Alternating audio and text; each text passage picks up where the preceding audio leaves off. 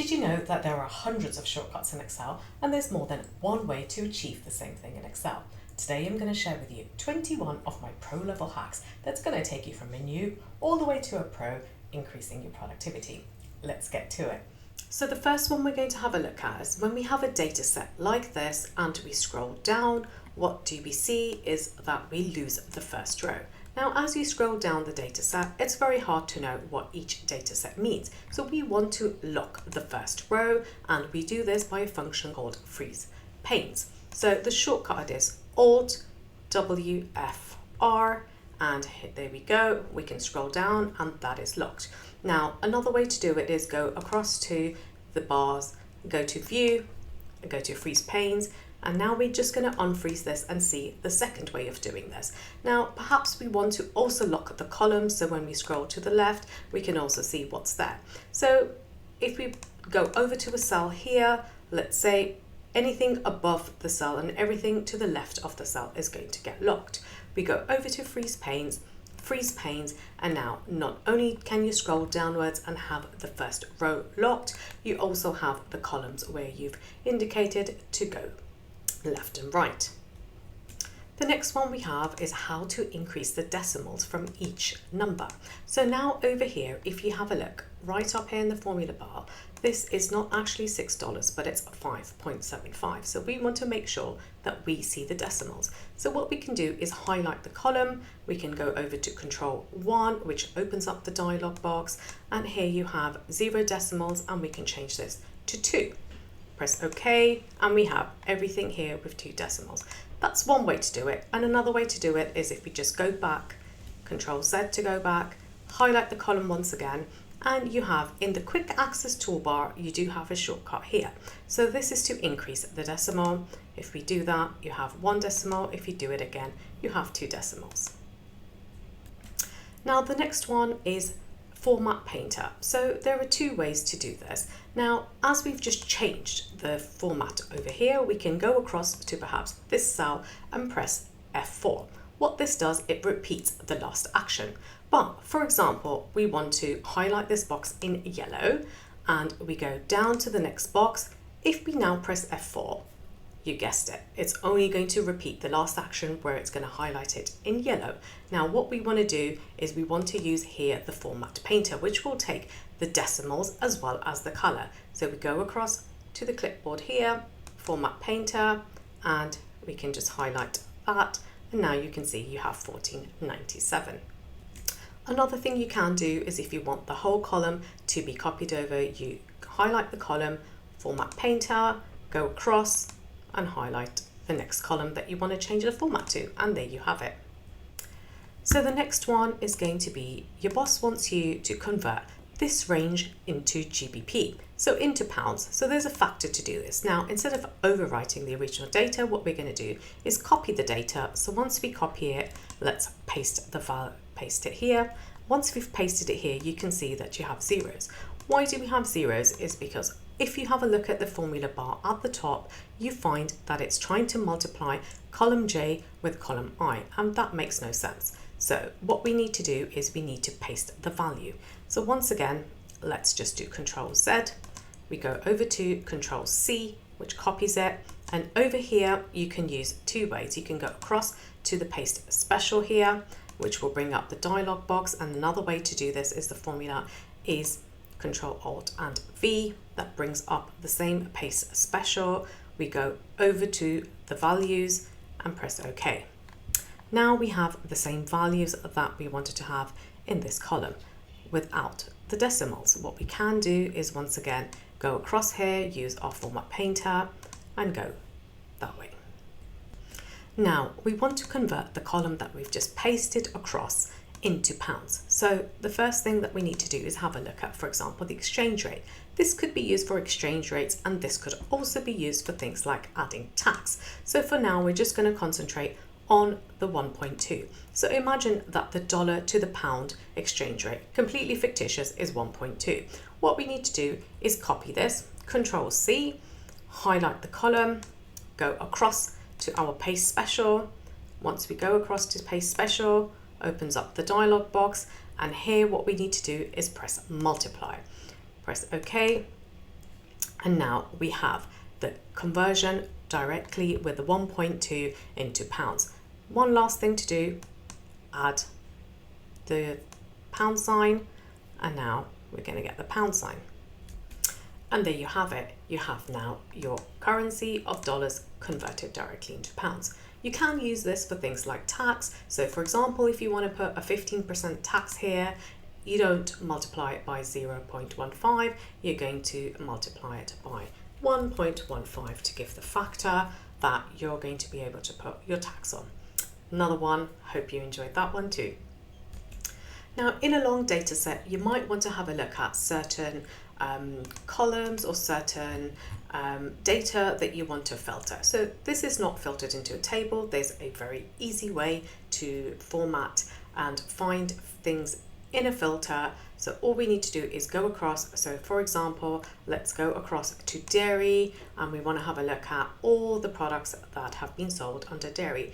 Click onto that, right click, go across to filter, and you can filter by many different things: value, color, font, or icon. We're going to select the cell's value, and there you go. You've actually filtered all of the data that is in dairy.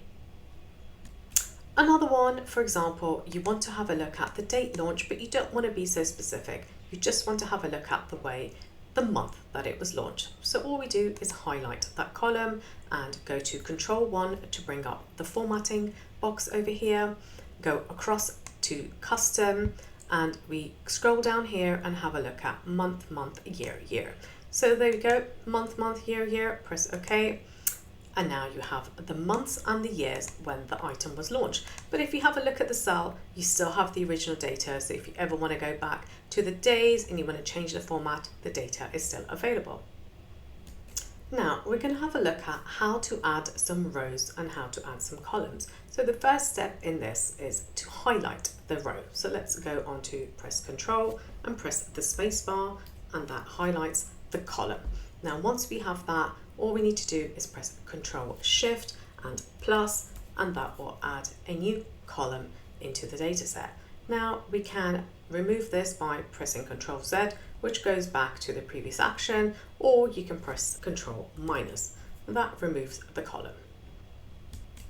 Now to add a row, you press Shift and a space to first select the row, and then we do Control Shift plus to add a row. The same thing, Control Z, or we do Control minus, and that removes the column. Okay, now if you want to move a column across from here, for example, we want to move the department before the item name. Two ways to do this. First thing is we can cut and we can insert it. So we'll try that. Control X to cut, go across here to C, right click and insert cut cells. So what that does is swap over the two. And there you have it, you have the column there. Now there's another way to do this where you can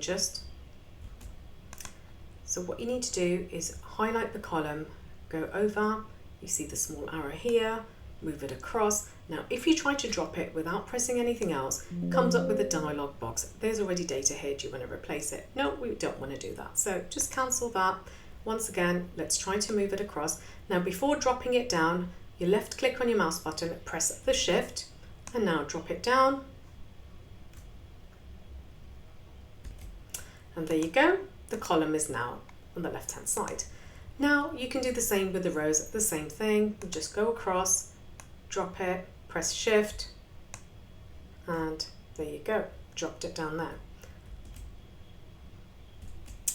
Another feature that you could use and another function that's super useful is, for example, you want to link this item to the actual image of the product. What we could do is use the hyperlink function. So Control K to bring up the box, and now here we go, just type in any address. You can have a place in the document, create a new document, you can even open up an email address. So just type that in, a URL address, and now once we click onto this, once it's highlighted with blue, you can see where it's linked to. Click on that, and now we've opened up a new page. Another feature is if you want to have a running total by your totals here, let's select the range that we want to have a running total, press CTRL Q to bring up the format bar here, totals, and now we go across. If we use the running total here, it brings it to the bottom. We want to make sure that we have the running total to the right hand side, click on that, and there you have a running total. So it's adding up each of these cell values in order until the running total is there. Another useful feature is defining the names of the ranges that you are manipulating data with. Now here we have a very simple table where there are 3 different columns which have data inside it, but when you have a lot of different rows, it's very confusing when you're timesing things like H2 times G2. It doesn't really mean anything in a big data set. So what we're going to do is define the names of the ranges. What we do is let's highlight the range that we have across here.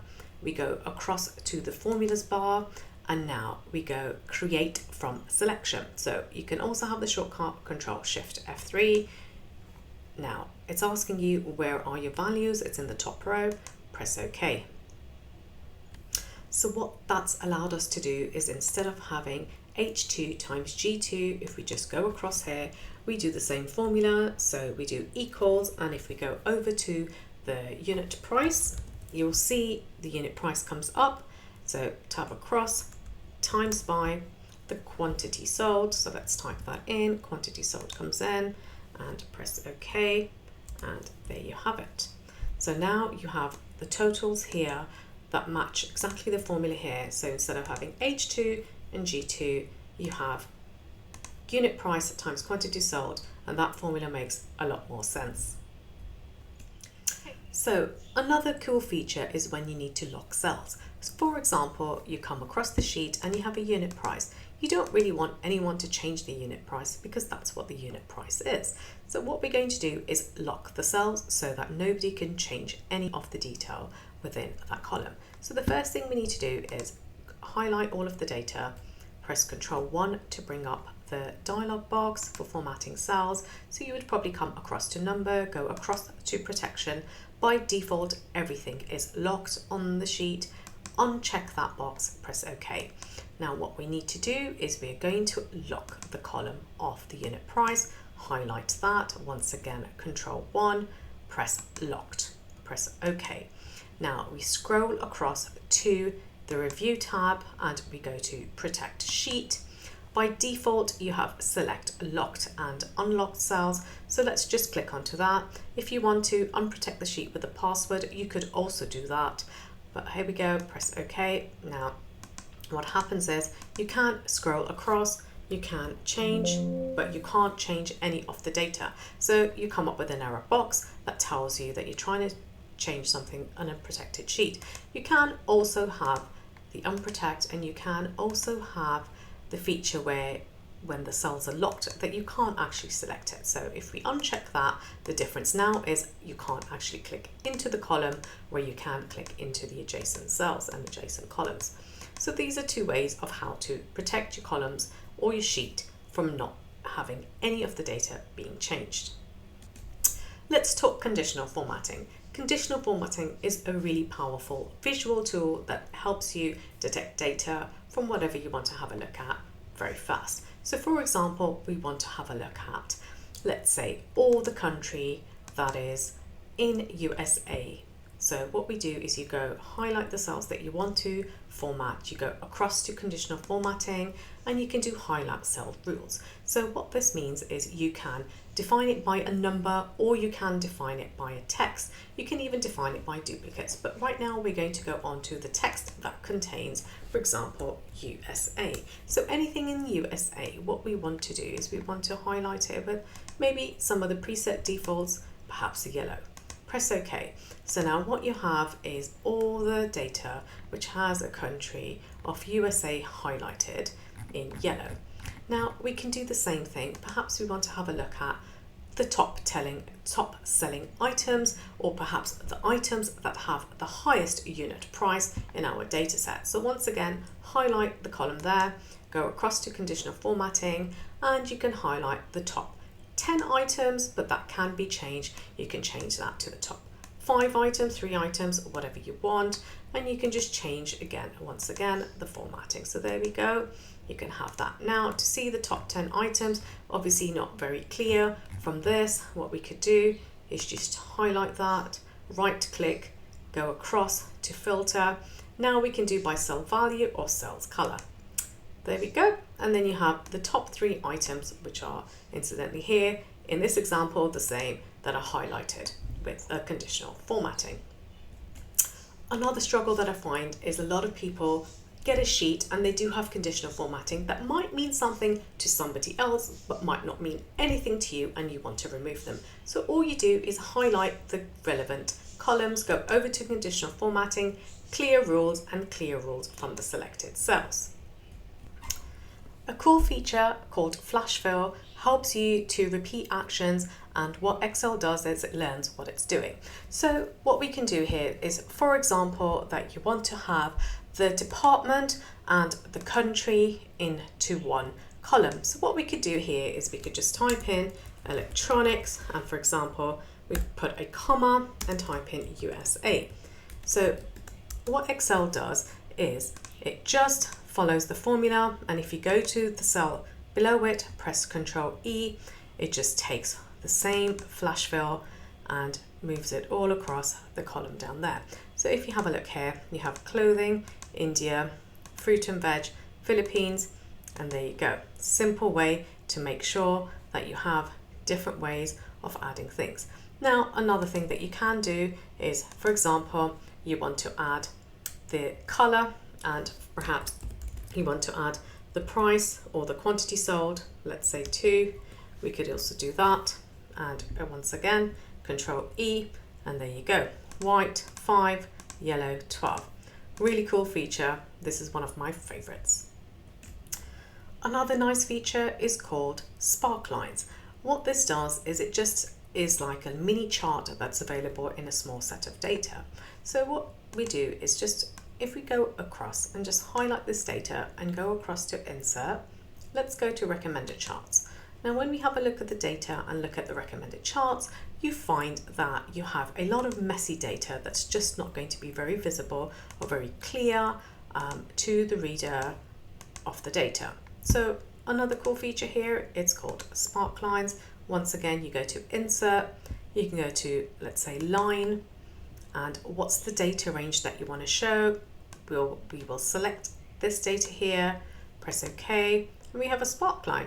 So you can change the format over here, change it into yellow, into green, whatever color you like, and let's drag that down. Now let's just do another thing, and we go across to insert, we go to the column, the same data range, let's select that. So now you have 2 options of how to present your data in a small table, and you'll be able to see the trend lines very fast.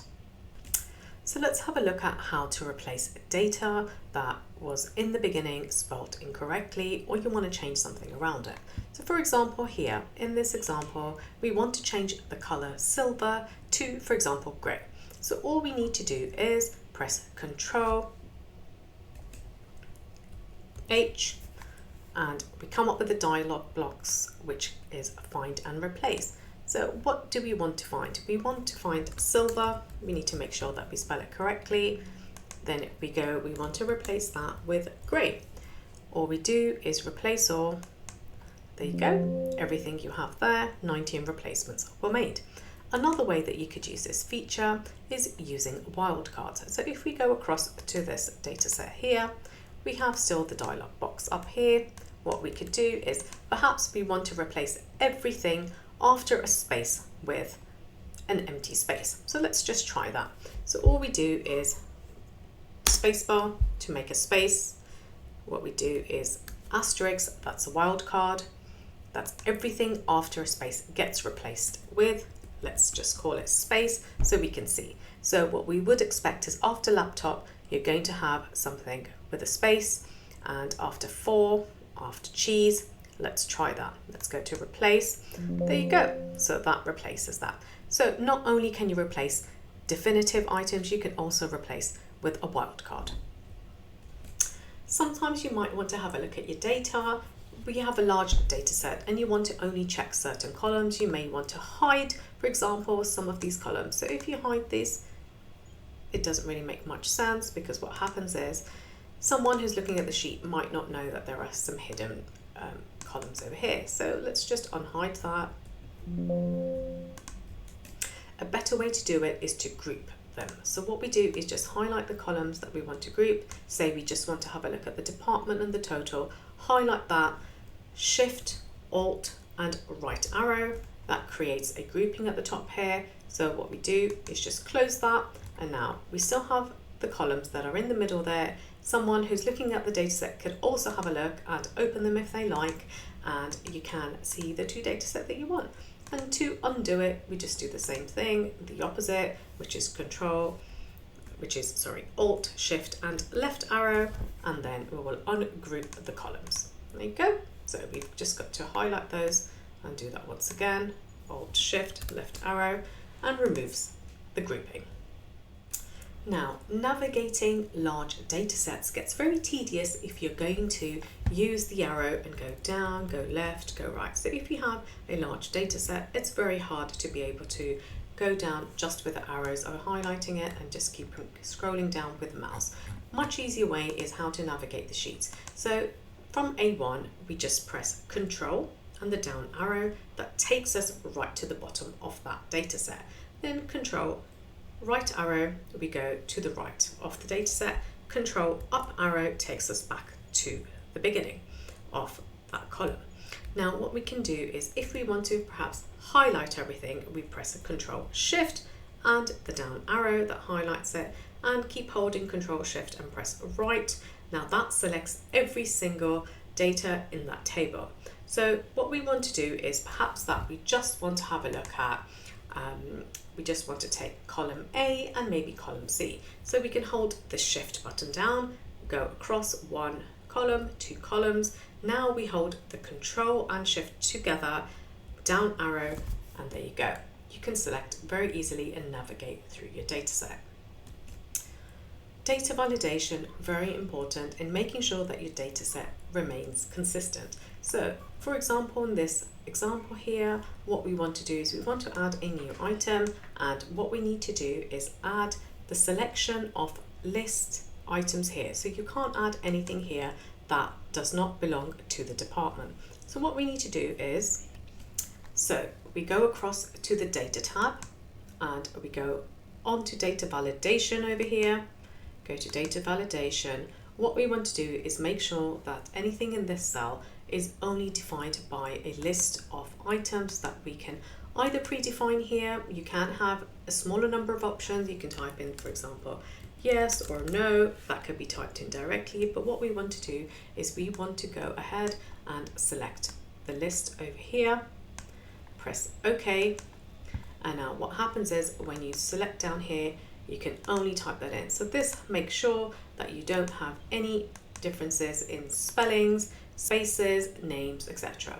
Another one that you could do is, for example, quantity sold. You can once again go across to data validation, and instead of any value, you could do a whole number, because you don't sell halves of things. In general, you sell either one in whole numbers. What you can do is you could even set a minimum and a maximum. So there isn't anything that's going to be in this list that is less than a 0. So we could put here 0, so nothing could be in a minus. And you can also put a maximum if you want to do that. You can also have decimals, dates, time. You can even have it so that the text length is a certain number of characters. Last but not least, let's have a look at the text to column function. What this does is, imagine you have a data set that's given to you by an internal department and you just don't know what to do with it. So it looks like it has some kind of sense, but you're just not sure. So if you look at the header here, you have an item name, department, color, country, quantity sold, unit price, and then you have the data below it. How are we going to separate this? This is a cool feature. Highlight the column here, go across in the toolbar to the data tab, and there you have in the data tools text to columns. So what it does, it separates the data either by a delimiting factor or something else that you might define. Now our delimiter, or the item that basically the character which is separating the data, is a comma. So we click onto delimited, which is there by default, go across to next. Now you have a tab, semicolon, and you have a number of other options. So you can uncheck those, and you have a little preview here, so you can have a look at data department. You have all of your data separated out.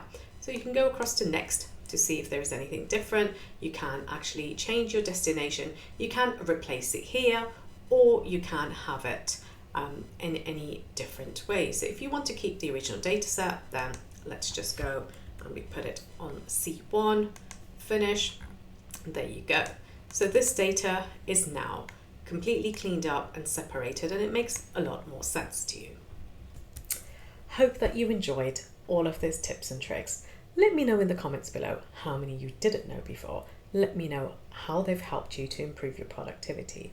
Look forward to seeing you in the next session, and if you enjoyed this, I would appreciate a like and subscribe. See you next time.